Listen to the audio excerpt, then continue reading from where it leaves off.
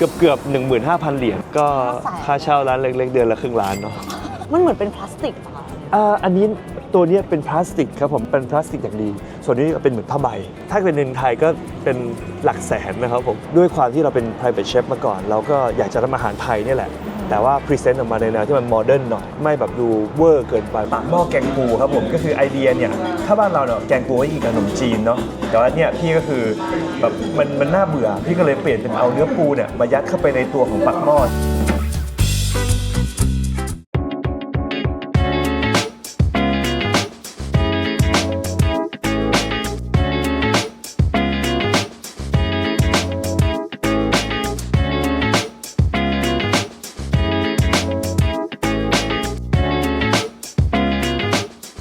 EP นี้นะคะอยู่กันที่มหานครนิวยอร์กใจกลางเมืองแมนฮัตตันกันเลยนะคะที่อยู่ตอนนี้เนี่ยเป็นถนนที่เขาเรียกกันว่าเป็น Hell's Kitchen นะคะสองข้างทางเนี่ยมันก็จะเต็มไปด้วยร้านอาหารนานาชาติเลยนะก็จะมีทั้งผับบาร์มันก็จะคลึกคลื้นตลอดทั้งวันเลยนะคะให้ดูบ้านพักอาศัยกันมาเยอะแล้วนะคะวันนี้เปลี่ยนแนวกันดีกว่าคือให้ทุกคนมาดูร้านอาหารไทยที่นี่ค่ะVala Table นะคะเจ้าของเป็นคนไทยนะคะก็คือให้มาดูหน่อยว่าที่นี่เนี่ยการจะเปิดร้านอาหารไทยยากไหมการตกแต่งเนี่ยต้องทำยังไงบ้างนะคะแล้วก็มี challenge อะไรบ้าง along the way นะคะเป็นยังไงบ้างเดี๋ยวพูดคุยกับพี่โยนค่ะ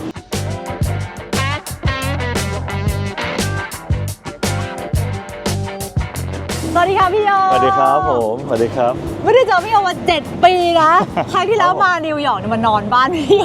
7 ปีที่แล้วนานมาก7 ปีที่แล้วอะเร็วมากเนาะคือคราวนี้คือ7 ปีที่แล้วคุยกันว่าพี่โยเราเป็น private chef นะเราอยากเปิดร้านอาหารไหมครับเฉยๆอะมาถึงตอนนี้คือแบบมีร้านเป็นของตัวเองแล้วอันนี้เปิดมากี่ปีแล้วคะปีนี้ปีที่3ครับผมใช่3 ปีกว่าแล้วด้วยเลยปีที่3แล้วแสดงว่าเราเปิดช่วงโควิดเลยใช่ครับปี2020ครับผมคือตอนที่เปิดยังไม่มีวัคซีนเลยสู้ตายเหมือนเนาะครับผมวันนี้จริงๆอะเราอะมาถึงตั้งแต่บ่ายแล้วเนาะแต่ว่าร้านอะคนเยอะตลอดพยายามจะหาช่วงที่แบบจะมาถ่ายทำช่วงไหนดีจนปัจจุบันนี้นี่คือแบบว่า2-3 ทุ่มแล้วนะคนก็ยังเยอะอยู่แล้วก็เอาล่ะเดี๋ยวเราถ่ายหน้าร้านแล้วแหละได้ครับผมขอโทษด้วยวันนี้คนเยอะมากดีใจด้วยที่คนเยอะแบบนี้ประสบความสำเร็จครับผมให้พี่โยนเล่าหน่อยดีกว่าว่าอย่างเปิดร้านอาหารไทยที่นี่เนาะเราได้ร้านมาเนี่ยตอนแรก opportunity มันมาอย่างไงบ้างก็ถ้าเป็นร้านนี้เนี่ยคือตอนที่พี่ได้ร้านมาเลยเพราะว่าเพื่อนรู้จักกับเจ้าของร้านคนเก่าเขาเห็นว่าพี่กำลังหาทำเลจะเปิดร้านอยู่ก็เลยบอกพี่แล้วพี่ก็เลยเข้ามาดูร้านพอพี่เห็นก็ตัดสินใจเลยว่าโอเคร้านนี้แหละชอบเพราะมันอยู่ในทำเลที่เราอยู่แบบชินอยู่แล้วเราอยู่ใช่คือตัวพี่เองพี่อยู่ใน Hell's Kitchen มาประมาณตั้งแต่ย้ายมาอยู่ใหม่ๆเลยก็คือตอนนี้ก็น่าจะประมาณเกิน10 ปีแล้วล่ะที่อยู่ในแอเรียนี้แล้วมันเหมือนกับเป็นเนเบอร์ฮูดของเราเป็นบ้านของเราแล้วใช่มันคุ้นเคยเรามีแบบคนที่เราเดินไปบนถนนแล้วแบบว่าเดินเซฮายกันชนกันรู้จักกันอะไรเงี้ยครับผมก็เลยคิดว่าถ้าเกิดเราเริ่มจากจุดที่เรามีคนรู้จักก็อาจจะดีหน่อยก็เลยคิดว่าน่าจะเป็นโลเคชั่นที่ดีที่สุดละเราจะได้ไม่ต้องเดินทางไปไหนไกลด้วยเพราะร้านอาหารเนี่ยที่เราจะเปิดเนี่ยคือใกล้ๆกันที่อยู่อาศัยของเราด้วยก็เรียกว่าเหมือนกับมาเซ้งกิจการด้วยเนาะใช่ไทยก็คือเซ้งแหละใช่ครับมาเซ้งกิจการก็มาเช่าต่อใช่ครับช่วงต่อเขาใช่ครับทีนี้พอมาถึงตอนแรกเขาเป็นร้านอาหารแหละแต่ว่าเราก็มาปรับเปลี่ยนภายในใช่แล้วก็คือมาคือรื้อเอาของเก่าทิ้งไปแล้วก็แบบว่าเสริมเอาของใหม่ใส่เข้าไปเปลี่ยนเฟอร์นิเจอร์เนี่ยเปลี่ยนไวท์ของร้านอะไรเงี้ยครับผมตอนนั้นเราคิดว่าร้านเราอยากให้เป็นสไตล์ไหนไวท์แบบไหนเอาจริงอ่ะพี่อ้างอิงมาจากร้านเดิมของเขาเนี่ยเราเห็นแล้วแหละว่าคือเขาใส่อะไรที่มันสำหรับตัวเราเองเราคิดว่ามันเยอะเกินไปเราก็เลยดึงเอาของเก่าเขาออกแล้วก็ปล่อยให้มันดูค่อนข้างจะโล่งเพราะเนื่องจากว่าในสถานที่ข้างในร้านมันไม่ได้ใหญ่มากเพราะร้านในนิวยอร์กมันจะแค่นี้แหละสเปซมันน่ารักจะเล็กที่หน้าค่อนข้างแค่แบบ2ไม่ถึง3 เมตรด้วยซ้ำมั้งเนาะมันจะเป็นอย่างนี้ทุกร้านเลยแต่ว่ามันจะเป็นสี่เหลี่ยมผืนผ้าที่ข้างในยาวมากยาวไปถึงข้างหลังใช่ไปถึงครัวไปถึงแบบมีหลายๆอย่างข้างหลังเนาะครับใช่ครับเพราะนั้นเนี่ยพี่ก็เลยมองว่าในเมื่อพื้นที่มันมีแค่นี้เราจะทำยังไงเพื่อให้แบบว่าร้านมันไม่ดูแบบว่าแครมอัพเกินไปให้มันดูแบบว่าดูโปร่งดูโล่งแล้วก็เลยรื้อของเก่าเขาออกเสร็จปุ๊บก็ปล่อยให้กำแพงมันเปลื่อย แล้วเสร็จปุ๊บแล้วเนี่ยตัวเฟอร์นิเจอร์เนี่ยคือเราก็พยายามหาเฟอร์นิเจอร์ที่มันสามารถใช้ประโยชน์ได้มากที่สุด ค่ะ ก็คือแบบว่าให้มันมีเบนช์ยาวไปแล้วก็มีเก้าอี้ฝั่งนึงอย่างเงี้ยครับผมแล้วก็พยายามใช้ทุกคอร์เนอร์ของในร้านเนี่ยให้มีประโยชน์มีจะเห็นว่าถ้าเกิดว่าเดินเข้าไปข้างในก็จะมีโต๊ะสูงเล่นระดับกันเพื่อให้แบบว่าลูกค้าแบบมีไวบ์รู้สึกไวบ์ที่ต่างกันออกไปอยู่ด้านในอะไรเงี้ยครับผม คือมองแว็บแรกแอบรู้สึกว่ามันเป็นสไตล์แบบอินดัสเทรียลหน่อยนะ ใช่ใช่คือพี่ต้องการให้มันออกมาเป็นดูเหมือนมันเป็นคล้ายๆกับเขาเรียกว่าอะไรให้มันดูรัสติกให้มันไม่ดูแบบว่าโมเดิร์นเกินไป หรือให้มันไม่ดูเป็นแบบไทยจ๋าเกินไปอะไรเงี้ยเพราะว่าอาหารคอนเซปต์ของเราคือด้วยความที่เราเป็น private chef มาก่อน เราก็อยากจะทำอาหารไทยนี่แหละ แต่ว่าพรีเซนต์ออกมาในแนวที่มันโมเดิร์นหน่อย ก็คือก็จะไม่เก่าไม่ใหม่ แต่ก็จะไม่แบบดูเวอร์เกินไปเพราะฉะนั้นคิดว่าแนวอินดัสเทรียลน่าจะเหมาะกับคอนเซปต์อาหารเรามากที่สุดเนี่ยครับ เพราะจริงๆอินดัสเทรียลมันก็ไม่ได้ใช้เฟอร์เยอะๆหรือว่าอะไรเนาะมันก็จะแบบน้อยชิ้นแต่คูล ใช่ใช่ใช่ครับอย่างเห็นอย่างแชนเดเลียร์ในร้านก็จะเป็นแบบว่าคือเป็นเหมือนคล้ายๆกับแนวท่อนไม้แล้วมีไฟแฮงก์ลงมา การเล่นระดับของไฟซึ่งอย่างไฟเนี่ยคือถ้าเกิดได้เข้าไปนั่งลองสังเกตดูดีๆเนี่ยตอนนั้นพี่ก็ได้อ่านเกี่ยวกับเรื่องของ psychology การจัดไฟในร้านนะครับซึ่งเขาบอกว่าไฟเนี่ยถ้าเกิดว่าเราแฮงสูงเกินไประดับสายตาเกินเลยระดับสายตาขึ้นไปเนี่ยมันจะทำให้ลูกค้ารู้สึกแบบว่า comfortable เขาก็จะนั่งไปเลยนั่งไปเรื่อยๆนั่งไปเรื่อยๆซึ่งในขณะที่ร้านของเราเป็นร้านเล็กๆเนี่ยเราต้องการ turnover โต๊ะใช่ไหมฮะเราต้องการให้แบบว่าคนกินแล้วใช่เพราะฉะนั้นเนี่ยเขาก็มีการแนะนำว่าให้แฮงไฟเข้ามาอยู่ในระดับสายตาคนเพราะเวลาคนที่กินข้าวไปแล้วมันมีไฟแยงตาเนี่ยมันจะกินไม่นานอย่างเงี้ยครับก็เลยกลายเป็นที่มาของไฟแห้งๆลงมาในนี้อะไรเงี้ยครับ มีที่มาเนาะใช่ครับอันนี้ต้องศึกษามาเหมือนกันเนาะใช่ครับใช่ครับ นั่งหน้าร้านเนอะนิวยอร์กซิตี้ค่ะทุกคนเป็นไวบ์แบบนี้เลยคนเดินผ่าน ใช่ดูวุ่นวาย มีเสียงแตรเป็นเสน่ห์มากๆของนิวยอร์กเนาะครับ โอเคคุยเรื่องร้านต่ออย่างกวางสังเกตว่าข้างหน้าค่ะ ครับผม อันนี้คือเราต้องทำเพิ่มขึ้นมาไหม ใช่ครับ หลายร้านเราต้องทำเพิ่มขึ้นมาโดยเฉพาะช่วงหน้าหนาวครับผมเพราะว่าประตูของร้านพอเปิดเข้าไปมันจะเป็นตัวร้านเลยเพราะฉะนั้นเนี่ยเวลาที่เป็นหน้าหนาวเนี่ยเวลาเราเปิดลมข้างนอกเข้าไปลูกค้าก็จะรู้สึกหนาวและถึงแม้ในร้านเราจะมีฮีทก็ตามเวลาเปิดเข้าเปิดออกบ่อยๆครับมันทำให้แบบว่าลูกค้ากินข้าวแล้วมันไม่เอนจอยมันก็คือดับเบิลดอร์ตรงนี้ใช่ครับผมเพื่อกันลมใช่ก่อน1ชั้นมันเหมือนเป็นพลาสติกป่ะอันนี้ตัวนี้เป็นพลาสติกครับผมเป็นแต่พลาสติกอย่างดีส่วนนี้เป็นเหมือนผ้าใบ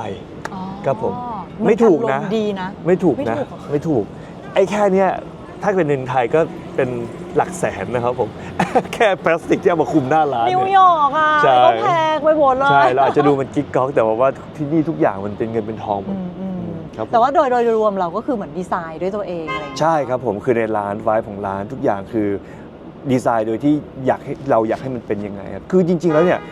เอาจริงจะพูดว่าตอนนี้ดีไซน์แล้วจบเลยไหมไม่จบนะครับเพราะว่าอีกอย่างหนึ่งเนี่ยอย่างที่เห็นนะถ้าเกิดเข้าไปดูเนี่ยพี่จะทำร้านให้มันดูโล่งๆโปร่งๆแต่ในขณะเดียวกันเนี่ยเวลาที่มันมีเทศกาลต่างๆเนี่ยเราก็จะแบบเดคอเรทในร้านอย่างเช่นในคริสต์มาสเราก็จะมีตุ๊กตามาเต็มร้านไปหมดเลยถ้าเป็นแบบว่าตรุษจีนก็จะแฮงโคมอะไรอย่างนี้ครับผมก็ทำให้ร้านมันเปลี่ยนไวบ์ไปเรื่อยๆแล้วในแง่ของโครงสร้างเรามีการปรับเปลี่ยนอะไรไหมคะไม่ได้ปรับเปลี่ยนโครงสร้างครับผมเพราะว่าเรื่องของการปรับเปลี่ยนโครงสร้างเนี่ยมันเป็นเรื่องใหญ่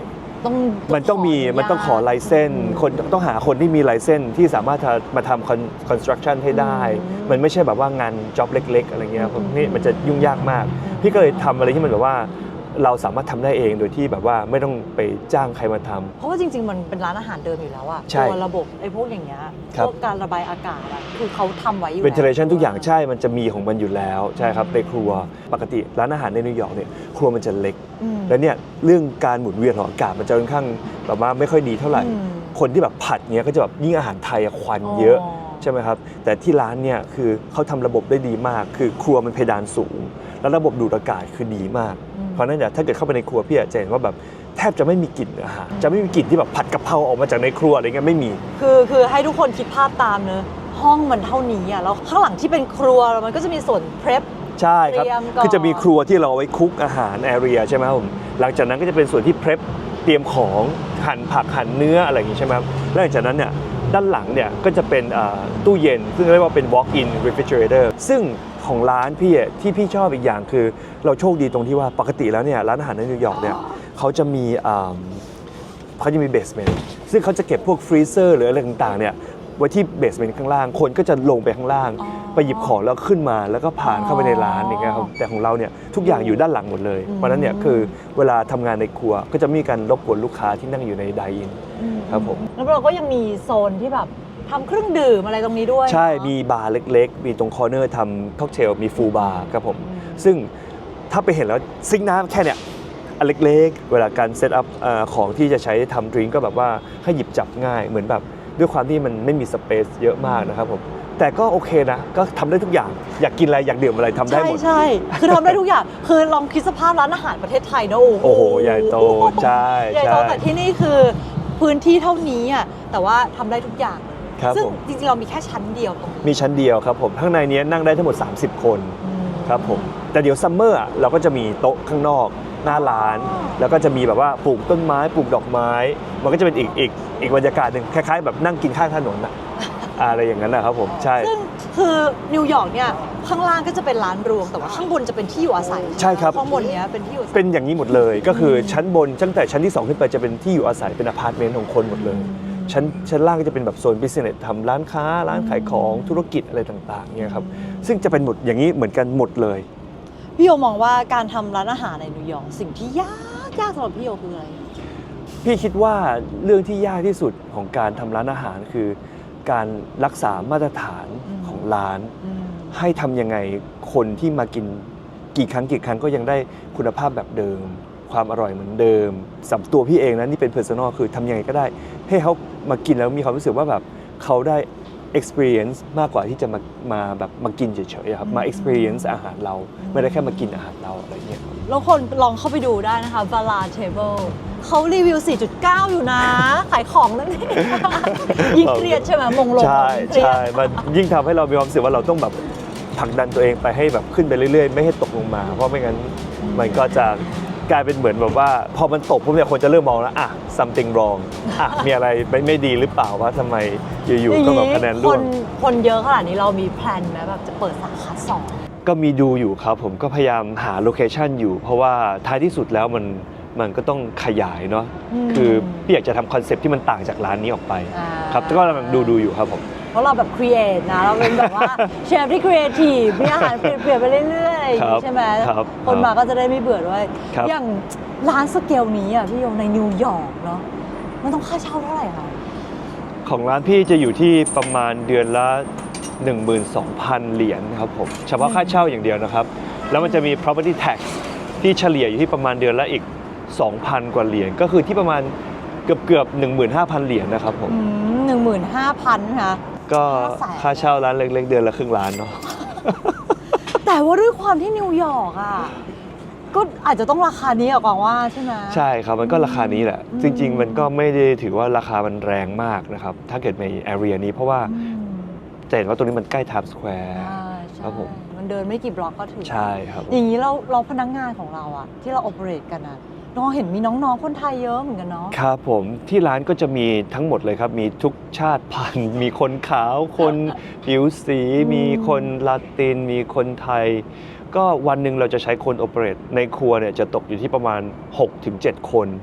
ข้างหน้าบ้านประมาณ4 คนถึง5 คนนะครับ 4-5 คนเป็นบางวันแล้วแต่วันบิซี่ก็ตกอยู่ประมาณ 10-12 คนต่อวันนะครับผมภายในร้านนี่นะครับแค่นี้นี่คือพนักงานอย่างเดียวนะไม่รวมลูกค้าพนักงานเป็น10แล้วนะแล้วมีลูกค้าอีกนั่งได้แบบ30นี่นะใช่ครับ30 ซีทครับผมเราต้องใช้พื้นที่ให้คุ้มค่ามากๆใช่ครับโอเคเดี๋ยวขอตัวทุกคนนะคะไปทานอาหารกันหน่อยเดี๋ยวไปชิมอาหารนะคะให้พี่โอฝากร้านหน่อยว่าถ้าคนไทยมาหรือว่าคนที่ไหนก็ได้เนาะมาที่นี่จะหาร้านได้ยังไงคะก็คือจริงๆร้านหาง่ายครับผมก็คือหลักๆก็คือพิมพ์ชื่อร้านไปใน Google แล้วก็จะขึ้นมาเลยครับผมใน Google Map แล้วก็ถ้าเกิดว่าใครที่มาพักใกล้ๆกับ Times Square นะครับผมร้านผมจะอยู่ใกล้ๆกับ Times Square เลยห่างประมาณ 2-3 บล็อกเดินไม่น่าจะเกิน10 นาทีก็ถึงครับผมก็ร้านจะอยู่บนถนน10ครับผมระหว่างถนน45กับ46ครับเดี๋ยวเราเก็บภาพไปฝากนะว่าอาหารเป็นยังไงบ้างนะคะวันนี้ขอบคุณพี่โยมากๆเลยนะคะขอบคุณครับผมขอบคุณครับดีใจมากๆเลย7 ปีแล้วที่เราไม่ได้เจอกันเนาะคราวนี้มาแล้วแบบ คือคุยกับพี่โอตลอด 7 ปีแล้วโอ้ยดีใจมากเลยได้เปิดร้านอาหารแล้วในคราวนี้เป็นครั้งแรกที่จะได้มาชิมนะคะเดี๋ยวขออนุญาตไปชิมกันก่อนนะนึกถึงแบบร้านอาหารบ้านเราที่แบบสเปซเยอะๆในร้านเราก็โต๊ะเขาจะห่างๆกันเนาะที่นี่ไฟมันจะเป็นคล้ายๆแบบนี้ เอาจริงๆนะครับคือสังเกตไหมโต๊ะร้านพี่มันจะห่างกันแค่นิดเดียวเนาะ ค่ะ คือมันก็คือจริงๆโต๊ะเนี่ยมันสามารถแบบ move ซ้ายไปขวาก็ได้ ถ้าเกิดว่าสมมติมีโต๊ะลูกค้ามา4 คน 6 คนมันก็คอมไบน์โต๊ะด้วยกันได้ แต่อันเนี้ยมันเป็น vibe ของบรรยากาศร้านอาหารในนิวยอร์กคือคนอ่ะเขาจะชอบนั่งอย่างนี้แหละคือเวลาเรานั่งเนี่ยคนที่เนี่ยเขาจะไม่สนใจหรอกใครนั่งข้างๆเราเขาก็จะโฟกัสที่แบบคู่ที่เข้ามากับเขาเขาก็จะคุยกันแล้วข้างๆเขาจะคุยเรื่องของเขาเราก็คุยเรื่องของเรา เขาไม่แอบฟัง ไม่มีครับ มันเหมือนเป็นไวฟ์ของร้านอาหารในนิวยอร์กเลยเพราะฉะนั้นเนี่ยคนจะชอบบรรยากาศอย่างนี้เพราะมันดูคึกคักกินข้าวมันมีบรรยากาศอย่างนี้ครับคือนิวยอร์กจะเป็นลักษณะอย่างนี้เลยเนี่ยคือเป็นไวฟ์ของร้านในนิวยอร์กโดยเฉพาะเลย ก็คือนั่งติดๆกันแบบ ใช่ติดๆกันไปอย่างนี้เลยครับผม